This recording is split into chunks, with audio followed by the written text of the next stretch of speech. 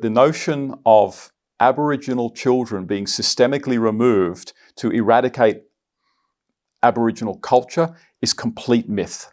The laws under which the removals took place were very specific. They were about the welfare of children who were being neglected or abused.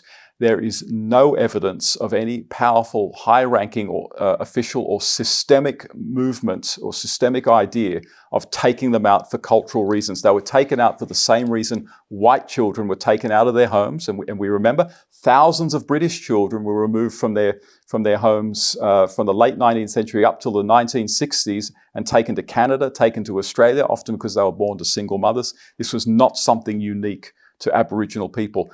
The fact that the overwhelming majority of children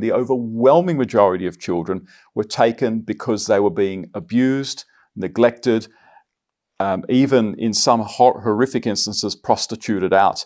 There were even accounts of, again, something that was very common in the 19th century, infanticide against half-castes. Marge Harris, who was born in 1930, was a girl who was rescued by her grandmother because her brother had just been killed by her mother, and she was about to be killed as well because she was a half-caste.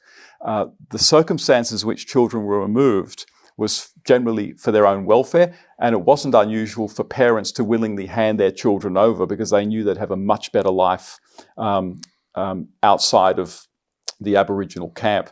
As soon as the Bringing Them Home report came out in 1997, it was subject to very rigorous scholarly criticism by certain people. Ron Brunton, an anthropologist, was one of them.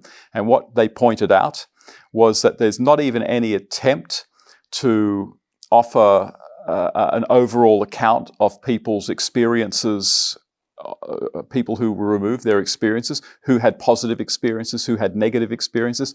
Thousands were removed. Exactly how many?